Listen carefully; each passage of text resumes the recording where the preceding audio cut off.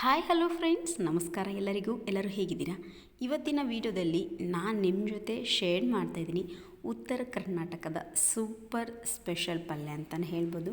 ಇದು ಪುಂಡೆ ಪಲ್ಯ ತುಂಬ ಚೆನ್ನಾಗಾಗುತ್ತೆ. ಸಜ್ಜೆ ರೊಟ್ಟಿ, ಜೋಳದ ರೊಟ್ಟಿ ಜೊತೆ ಎಕ್ಸ್ಟ್ರಾಡಿನರಿ, ತುಂಬ ಒಳ್ಳೆ ಕಾಂಬಿನೇಷನ್ ಅಂತಲೇ ಹೇಳ್ಬೋದು.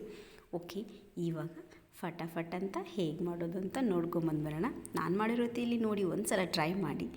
ನಾನಿಲ್ಲಿ ಒಂದು 3 ಕಟ್ಟಷ್ಟು ಪಲ್ಯ ತೊಗೊಂಡಿದ್ದೀನಿ. ಚೆನ್ನಾಗಿ ಅದನ್ನು ಸೋಸಿ ಚೆನ್ನಾಗಿ ತೊಳೆದು ನಾನಿಲ್ಲಿ ವಿಸಿಲ್ ಹಾಕ್ಕೊತಿದ್ದೀನಿ. ನೀವು ಬೇಕಾದರೆ ಹೊರಗಡೆ ಪಾತ್ರೆಯಲ್ಲೂ ಸಹ ಇಡಬಹುದು. ಇದನ್ನು ಒಂದು 15 ನಿಮಿಷ ಚೆನ್ನಾಗಿ ಇದನ್ನು ಬೇಯಿಸಿದರೆ ಆಯಿತು. ನೋಡಿ, ಒಂದು ಚಿಕ್ಕ ಕಾಫಿ ಲೋಟದಷ್ಟು ನೀರು ಸಾಕಿದ್ದಕ್ಕೆ ಜಸ್ಟ್ ನಾನು ಒಂದು ವಿಸಿಲ್ ತೆಗಿತೀನಿ. ಸೊಪ್ಪಾಗಿರೋದ್ರಿಂದ ಒಂದು ವಿಸಿಲ್ ಸಾಕಿದ್ದಕ್ಕೆ ನೋಡಿ, ಒಂದು ವಿಸಿಲ್ಗೆ ಚೆನ್ನಾಗಿ ಇದು ಕುದ್ದಿದೆ. ನೋಡಿ, ಇದನ್ನು ನಾನು ಇದರಲ್ಲಿರೋ ಹುಳಿ ಅಂಶದ ನೀರನ್ನು ನಾನು ಚೆನ್ನಾಗಿ ತೆಗಿತಾ ಇದ್ದೀನಿ. ನಿಮಗೆ ಹುಳಿ ಅಂಶ ಬೇಕು ಅಂದರೆ ನೀರಿನ ಜೊತೆ ನೀವು ಚೆನ್ನಾಗಿ ಇದನ್ನು ಸ್ಮ್ಯಾಶ್ ಮಾಡ್ಕೋಬೋದು. ಚೆನ್ನಾಗಿ ಸ್ಮ್ಯಾಶ್ ಮಾಡ್ಕೊಂಡು ನೋಡಿ, ಈ ಥರ ಸ್ಮ್ಯಾಶ್ ಮಾಡ್ಕೊಂಡ್ರೆ ಆಯಿತು. ಇವಾಗ ನಾನು ಒಂದು ಚಿಕ್ಕ ಜಾರ್ ತೊಗೊಂಡಿದ್ದಕ್ಕೆ ಮೆಣಸಿನ್ಕಾಯಿ ಹಾಕ್ತಾಯಿದ್ದೀನಿ. ನೋಡಿ, ಖಾರಕ್ಕೆ ಎಷ್ಟು ಬೇಕೋ ಬೆಳ್ಳುಳ್ಳಿ ಮತ್ತು ಜೀರಿಗೆ ಇಷ್ಟನ್ನು ಹಾಕಿ ಫುಲ್ಲು ನಾನು ಇದನ್ನು ನೈಸಿಗೆ ಇದನ್ನು ಗ್ರೈಂಡ್ ಮಾಡ್ಕೊಂಡ್ಬಿಡ್ತೀನಿ. ಇವಾಗ ನೋಡಿ, ಗ್ರೈಂಡ್ ಮಾಡ್ಕೊಂಡಿದ್ದೀನಿ. ಹಾಗೆ ಸ್ಮ್ಯಾಶ್ ಮಾಡ್ಕೊಂಡಿರುವಂತಹ ಪುಂಡೆ ಪಲ್ಯಕ್ಕೆ ಇದನ್ನು ಹಾಕ್ತಾಯಿದ್ದೀನಿ. ಇದಕ್ಕೆ ನಾನು ಬಳಸ್ತಾಯಿದ್ದೀನಿ, ನಾನಿಲ್ಲಿ ಒಂದು 3 ಸ್ಪೂನಷ್ಟು ಜೋಳದ ನುಚ್ಚು ಅಂತ ಹೇಳ್ತಾರೆ. ನೀವು ಬೇಕಾದರೆ ಉಪ್ಪಿಟ್ಟು ನುಚ್ಚು ಬಳಸ್ಬೋದು, ಅಕ್ಕಿ ಕೂಡ ಹಾಕ್ಬೋದು. ಒಂದು 3 ಸ್ಪೂನಷ್ಟು ನಿಮಗೆ ನೋಡಿ, ಕೆಲವೊಬ್ಬರು ಕಾಳು ಹಾಕಿ ಮಾಡ್ತಾರೆ, ಬಟ್ ನಾನು ಇಲ್ಲಿ ಜೋಳದ ನುಚ್ಚು ಹಾಕೋದ್ರಿಂದ ತುಂಬ ಚೆನ್ನಾಗಾಗುತ್ತೆ.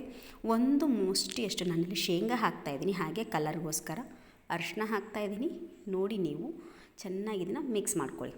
ಸ್ವಲ್ಪ ಅರಿಶಿನ ಹೆಚ್ಚು ಕಮ್ಮಿ ನೋಡ್ಕೊಳ್ಳಿ. ಚೆನ್ನಾಗಿ ಮಿಕ್ಸ್ ಮಾಡಿ ಒಂದು ಸ್ವಲ್ಪ ಅಂದರೆ ನುಚ್ಚು ಕುದಿಯೋಕ್ಕೆ ಒಂದು ಸ್ವಲ್ಪ ನೀರು ಬೇಕು. ಅದಕ್ಕೋಸ್ಕರ ಒಂದು ಅರ್ಧ ಗ್ಲಾಸಷ್ಟು ನೀರು ಹಾಕಿ ಮತ್ತೆ 15 ನಿಮಿಷ ಇದನ್ನು ಕುದಿಯೋಕ್ಕೆ ಇಟ್ಬಿಡೋಣ. ನೋಡಿ, ಈಗ ಕುದೀತಾ ಇದೆ. ಇವಾಗ ಸ್ವಲ್ಪ ಬೆಲ್ಲ ಹಾಕಿ, ಸ್ವಲ್ಪ ಹುಳಿ ಅಂಶ ಇರೋದ್ರಿಂದ, ಹಾಗೆ ರುಚಿಗೆ ತಕ್ಕಷ್ಟು ಉಪ್ಪು ಹಾಕಿ ಚೆನ್ನಾಗಿ ಇದನ್ನು ಕುದಿಯೋಕ್ಕೆ ಇಟ್ಬಿಡೋಣ.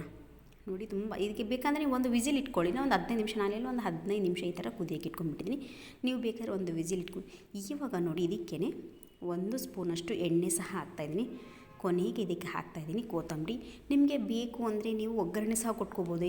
ಏನಿಲ್ಲ, ಎಣ್ಣೆ, ಸ್ವಲ್ಪ ಸಾಸಿವೆ ಮತ್ತು ಕರಿಬೇವು ಹಾಕಿ ಒಗ್ಗರಣೆ ಕೂಡ ಕೊಟ್ಕೋಬೋದು. ಸೂಪರಾಗಿರುವಂಥ ಪುಂಡೆ ಪಲ್ಯ ರೆಡಿ ಆಗೋಗುತ್ತೆ. ಇಷ್ಟೇ ನೋಡಿ, ಸಜ್ಜೆ ರೊಟ್ಟಿ ಜೊತೆ ತುಂಬ ಚೆನ್ನಾಗಾಗುತ್ತೆ. ಖಂಡಿತ ಒಂದು ಸಲ ನಾನು ಮಾಡಿರೋ ರೀತಿಯಲ್ಲಿ ಟ್ರೈ ಮಾಡಿ ನೋಡಿ. ಆಮೇಲೆ ನೀವು ಕಾಮೆಂಟ್ ಮಾಡಿ ತಿಳಿಸಿ ಹೇಗೆ ಬಂತು ಅಂತ. ಓಕೆ, ಯಾರಿಗೆಲ್ಲ ಇವತ್ತಿನ ವಿಡಿಯೋ ಇಷ್ಟ ಆಗಿದೆಯೋ ಪ್ಲೀಸ್ ಲೈಕ್ ಮಾಡಿ, ನಿಮ್ಮ ಫ್ರೆಂಡ್ಸ್ಗೂ ಸಹ ಶೇರ್ ಮಾಡಿ. ಯಾರೆಲ್ಲ ನನ್ನ ವೀಡಿಯೋಗಳನ್ನ ಸಬ್ಸ್ಕ್ರೈಬ್ ಮಾಡದೆ ನೋಡ್ತಾ ಇದ್ದೀರೋ ಪ್ಲೀಸ್ ಸಬ್ಸ್ಕ್ರೈಬ್ ಮಾಡಿ ಅಂತ ಹೇಳ್ತಾ ಇದ್ದೀನಿ. Thank you.